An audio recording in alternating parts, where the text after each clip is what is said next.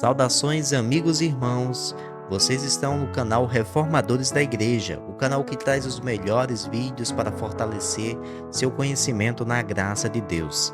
Antes de ouvir essa mensagem, eu convido você a se inscrever nesse canal e a clicar no sininho das notificações para continuar sempre ligado aqui nos novos vídeos que surgirem no canal.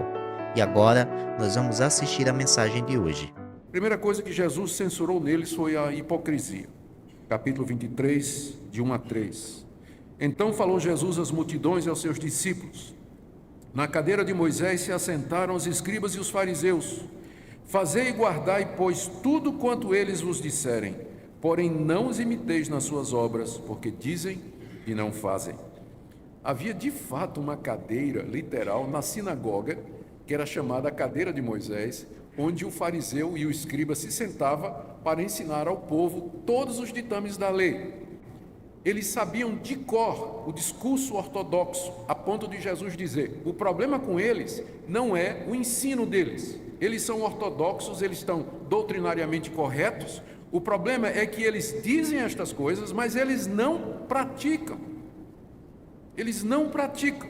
E aqui você tem o primeiro elemento da religiosidade. Um religioso é alguém que se preocupa com a exatidão, a precisão doutrinária, que as coisas corram de acordo com as normas, mas ele, na verdade, não vive aquilo que ele prega, não vive aquilo que ele ensina. Segunda coisa que Jesus critica nos fariseus é que eles criaram normas e regras que Deus nunca mandou. Verso 4. Atam fardos pesados e difíceis de carregar e os põem sobre os ombros dos homens. Entretanto, eles mesmos nem com o dedo querem movê-los. Não satisfeitos com a lei de Moisés, que já tem muitas normas e regras, os fariseus no período antes de Cristo, a partir do ano 200 e o ano 150, eles começaram a elaborar novas regras através dos rabinos. Então a lei de Moisés dizia que não se podia trabalhar no sábado. Mas o que era trabalho? E aí os fariseus começaram a discutir. Trabalho é você andar 1 quilômetro. Se você andar 1 quilômetro é trabalho, não pode. Trabalho é você levantar 2 quilos. Se levantar até 2 quilos você pode levantar. Se levantar 3 é pecado. E aquilo que já era pesado, eles tornaram mais pesado ainda, criando normas que Deus nunca criou, impondo um fardo difícil sobre o povo de Deus. E eles não queriam mover esse fardo nem com o dedo. Esse é o segundo aspecto da religiosidade. Ela cria normas, ela cria regras que Deus nunca mandou. Um exemplo óbvio que me vem à mente, por exemplo, aquelas regras do tipo assim: não pode ir ao cinema, não pode cortar cabelo, não pode usar calça comprida, não pode usar barba. Há um legalismo no meio evangélico, em que as pessoas criam normas que Deus nunca mandou e usam estas normas e põem sobre as pessoas que vivem carregadas debaixo de normas, regras e preceitos humanos que Deus nunca mandou. A religiosidade faz isso em nome de Deus. Terceira coisa que Jesus criticou nos fariseus é que eles buscavam a aprovação dos homens. Verso 5. Praticam, porém, todas as suas obras, com o fim de serem vistos dos homens, pois alargam os seus filactérios e alongam as suas franjas. Filactérios eram caixinhas de couro com versículos da Bíblia que o judeu amarrava na mão e na testa. Porque lá em Deuteronômio capítulo 6, verso 8, Moisés tinha dito: você vai pegar as palavras de Deus e vai guardá-las no coração, atas a tua mão, a tua cabeça. É claro que Moisés estava falando figuradamente, porque mão e cabeça significa o que eu penso e o que eu faço. Mas eles interpretaram aquilo literalmente, fizeram caixinha de couro, pegaram versículos na Bíblia e amarravam na mão e amarravam na testa. Só que o fariseu mandava fazer uma caixinha de couro desse tamanho, colocava na testa e na mão e saía andando pela rua para que os homens olhassem e dissessem: oh, que homem religioso, né? Puxa, como ele é piedoso, que coisa, esse homem deve ser um santo, olha o tamanho do filactério dele.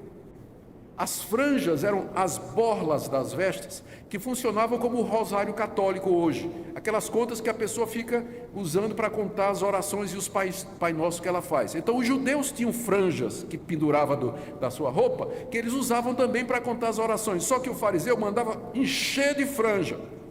Quando ele andava na rua com aquele filactério, né, e com as franjas, o pessoal dizia: puxa, que homem santo, né? Vou nem chegar perto porque você é fulminado por essa santidade. É isso que a religião faz.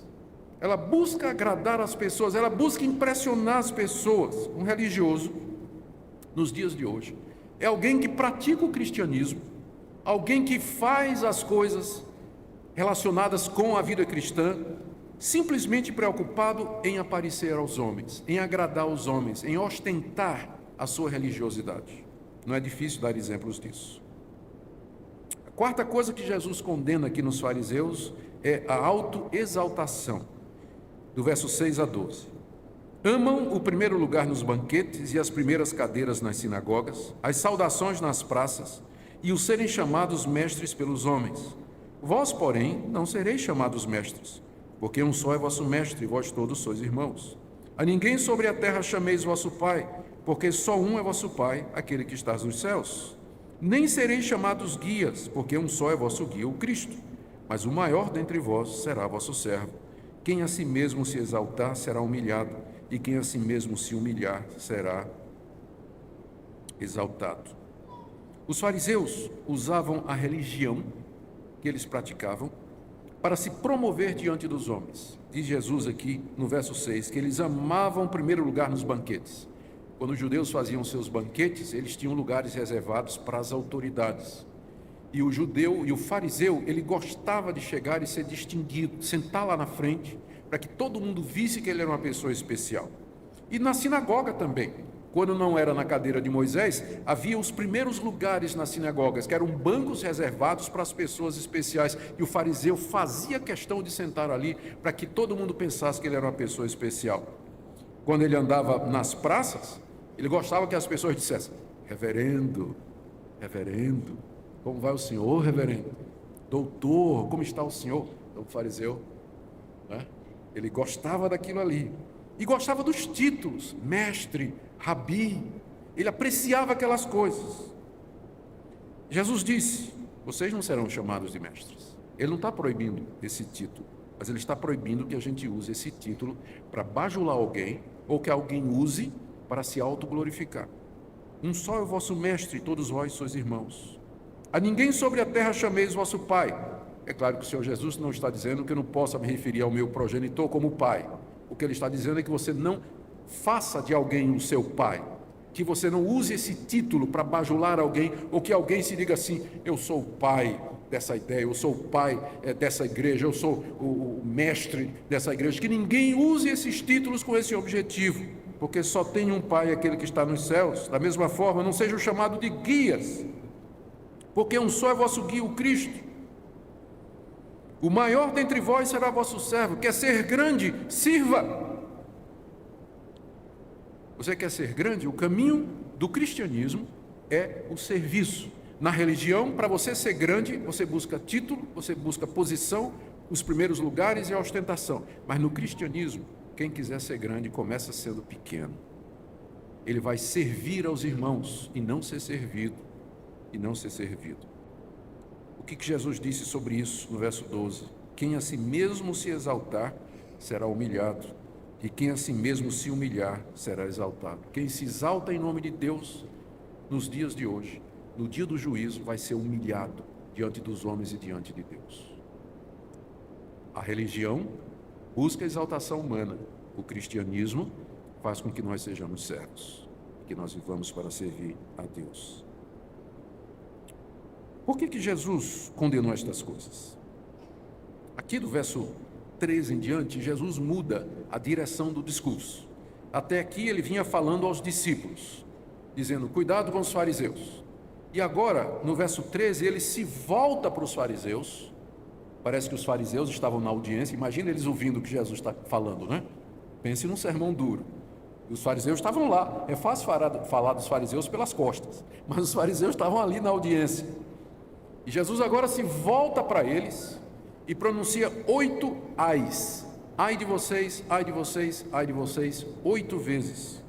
Esses ais são como que condenações. Ai de vocês, porque vocês serão condenados por estas coisas. E que coisas são estas?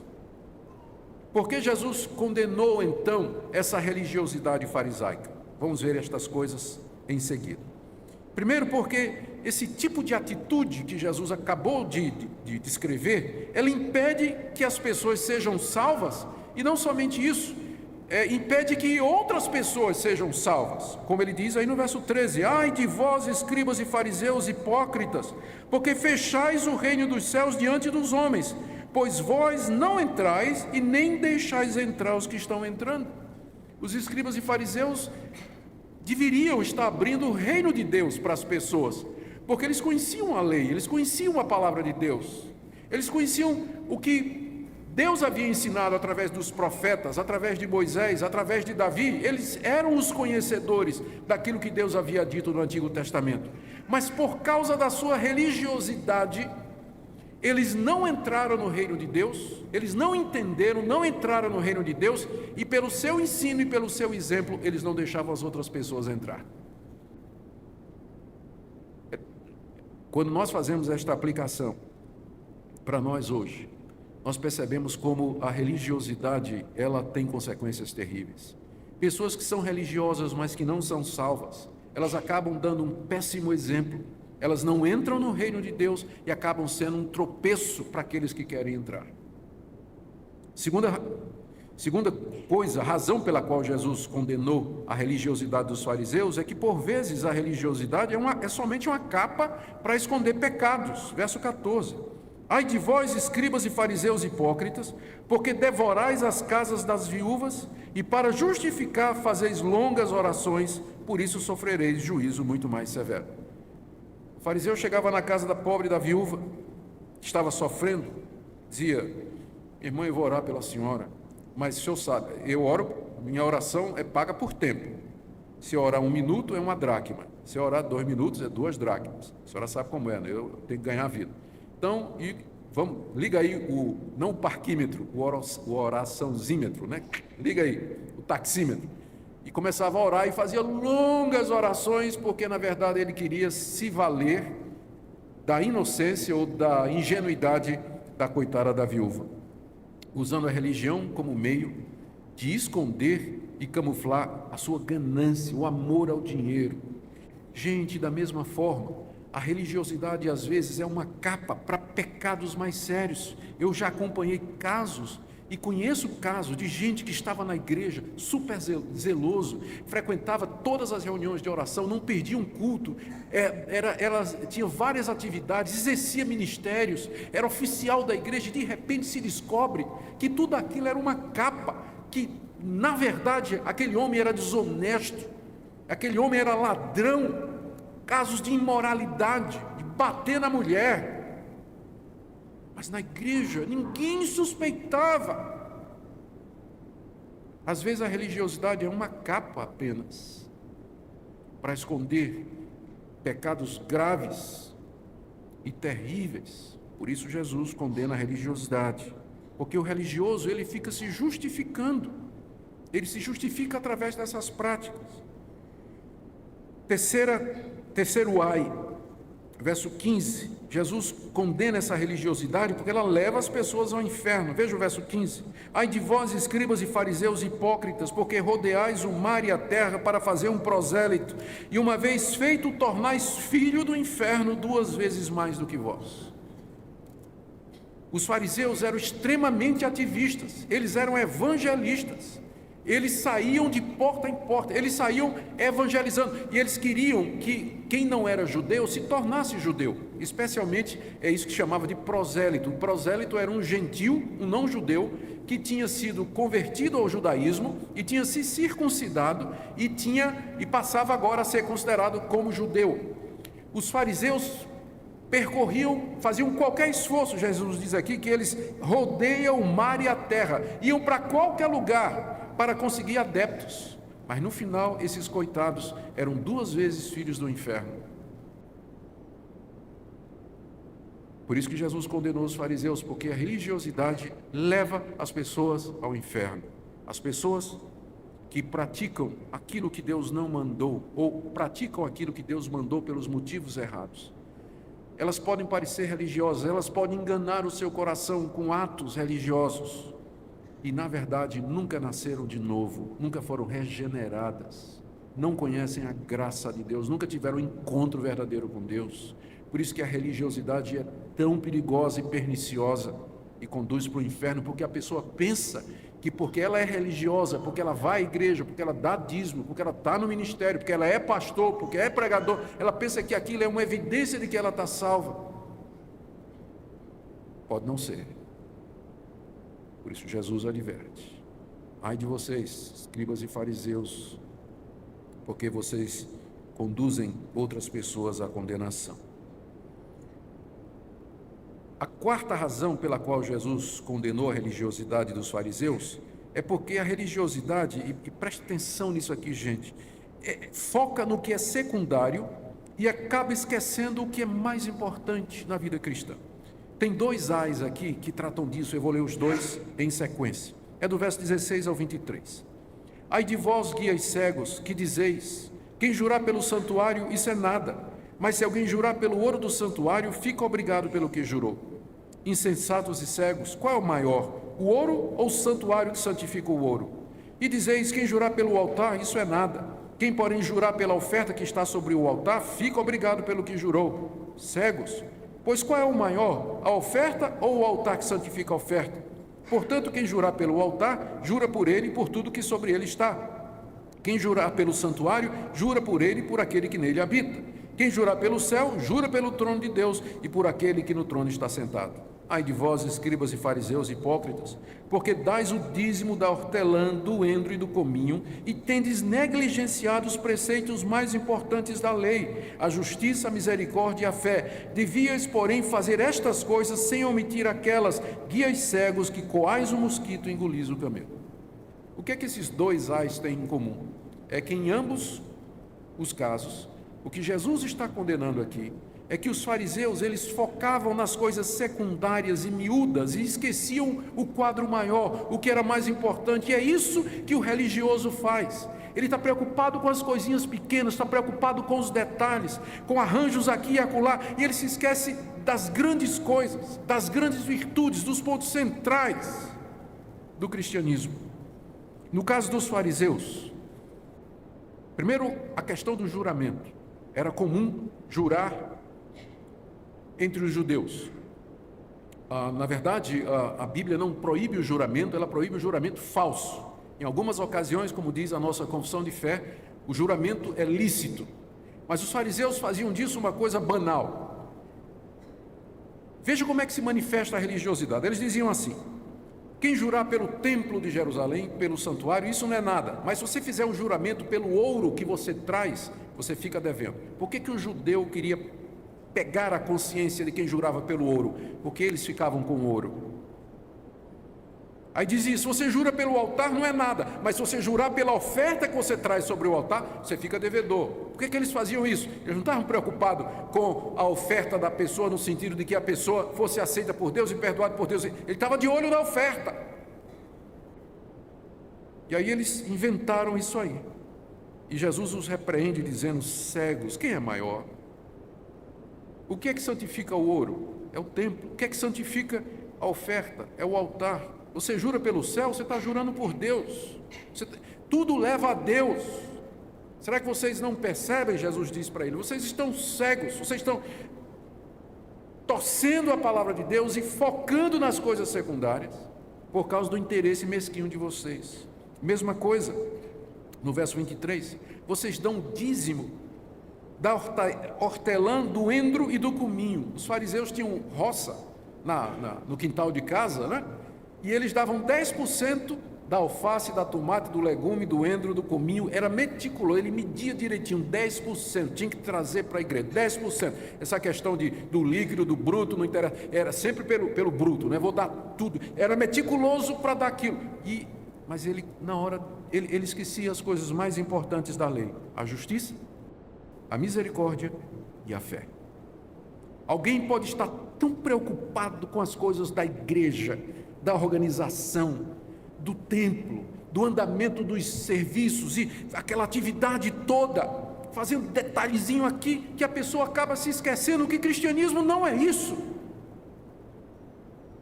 É muito mais do que isso. Religião é quando você torna estes equipamentos, estes recursos, este lugar e as atividades em um fim em si mesmo.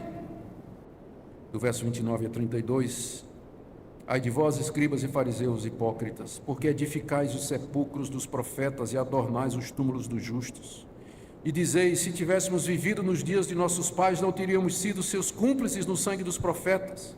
Assim contra vós mesmos testificais que sois filhos dos que mataram os profetas. Enchei vós, pois, a medida de vossos pais. O que Jesus está dizendo aqui? No Antigo Testamento, na época do Antigo Testamento, Deus mandou profetas para falar aquele povo religioso. Deus mandou Isaías, Jeremias, mandou Ezequiel, Oséias, Joel, Amós, homens a quem Deus revelou a sua palavra e que Deus levantou para dizer ao povo: quem é que mandou vocês virem aqui me adorar? Veja, pense no começo de Isaías. Quem é que mandou vocês virem me adorar? Vocês estão com as mãos sujas, vão primeiro praticar a justiça e depois venham me adorar. Eu não quero nem ouvir os cânticos de vocês. É o início de Isaías. Eu quero que vocês pratiquem a justiça, que vocês façam o que é correto. Depois venham e vamos arrazoar. Ainda que seus pecados sejam vermelhos como a escarlata, se tornarão brancos como a lã. Todo mundo conhece essa passagem. Era isso que o profeta fazia no Antigo Testamento. Deus levantava o profeta para trazer o povo religioso de volta à verdade. O que o povo de Israel fazia com os profetas? Rejeitava, apedrejava, matava. Não queria ouvir. A história da Bíblia, do Antigo Testamento, é a história de Deus tentando convencer aquele povo a voltar à verdade. E o povo rejeitando, matando, prendendo, apedrejando os enviados de Deus. E agora, na época de Jesus, os escribas e fariseus disseram: se a gente vivesse naquela época, a gente não tinha feito isso.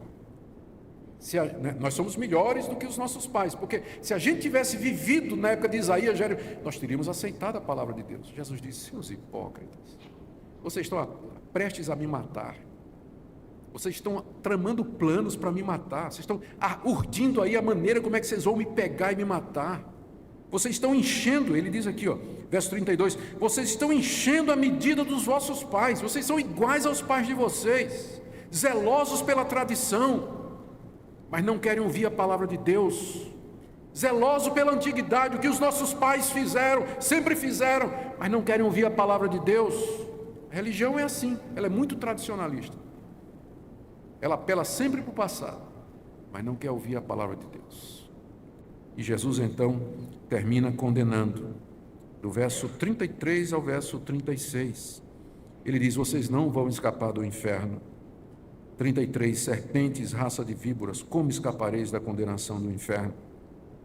Verso 34 a 35, Jesus diz que eles vão continuar fazendo o que sempre fizeram. Eu vou enviar a vocês profetas, sábios e escribas. A uns matareis e crucificareis, como os pais fizeram no passado. A outros açoitareis nas vossas sinagogas e perseguireis de cidade em cidade. Foi isso exatamente o que fizeram com Jesus e com seus discípulos. Para que sobre vós recaia todo o sangue justo derramado sobre a terra, desde o sangue do justo Abel até o sangue de Zacarias, filho de Baraquias, a quem mataste entre o santuário e o altar. Jesus está dizendo: isso vai acontecer para que a medida do pecado de vocês se encha e Deus derrame o juízo dele contra vocês. Verso 36, é verdade vos digo que todas estas coisas hão de vir sobre a presente geração. E não deu outra coisa.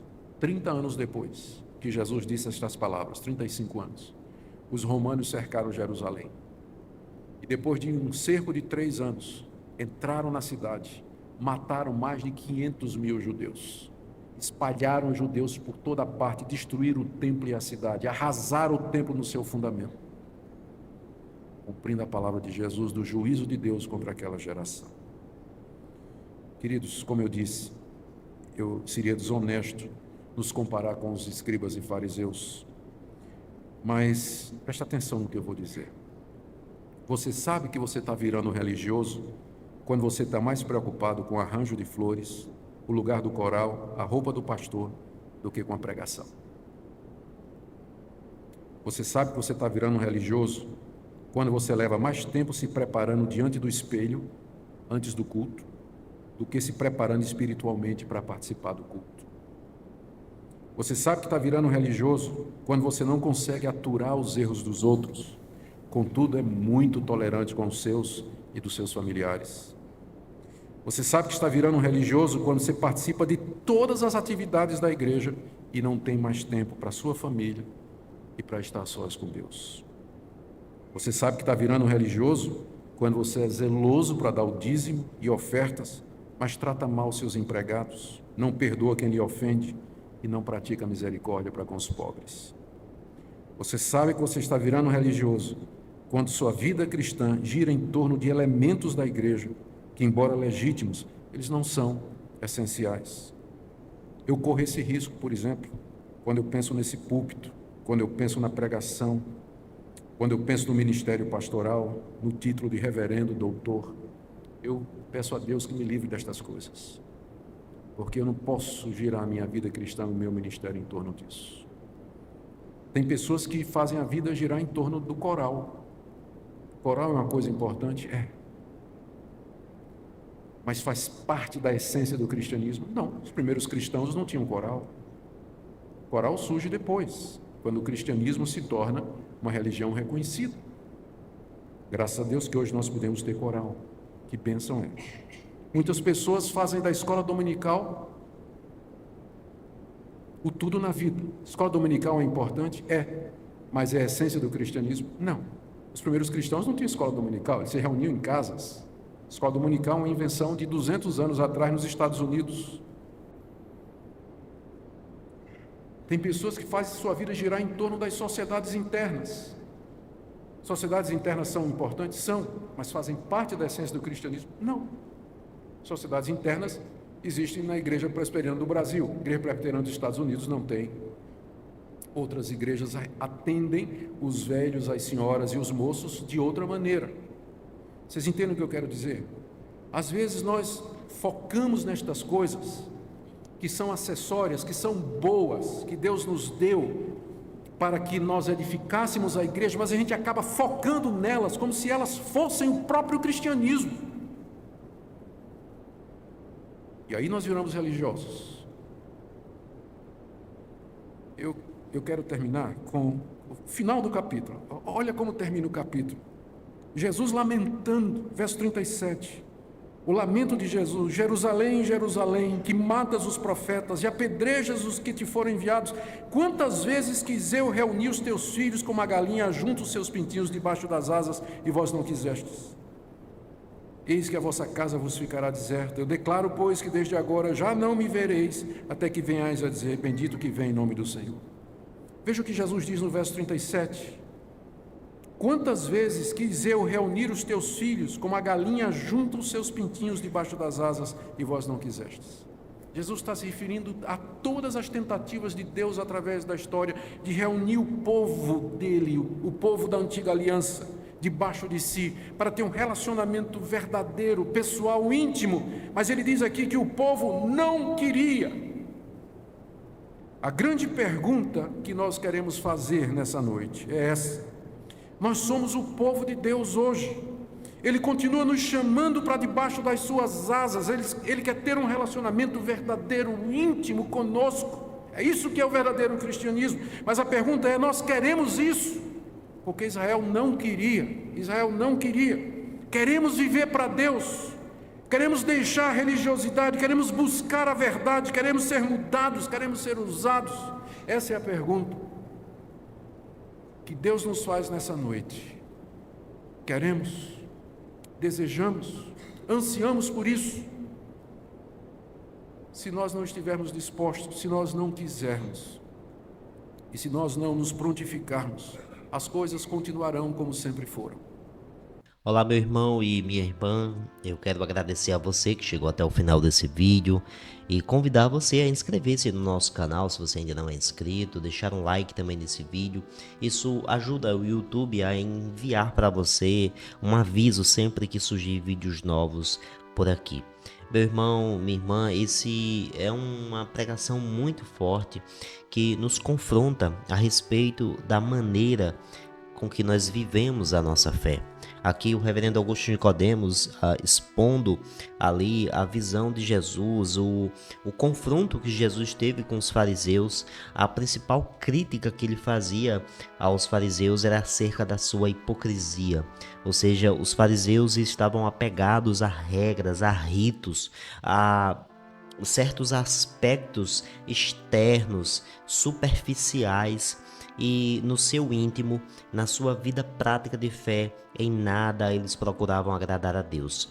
Eles se cercavam de muitas regras, jogavam essas regras pesadas além da lei de Deus para as pessoas, mas no fim eles não tinham o básico, o essencial daquilo que agrada a Deus: a fé, a misericórdia, a justiça.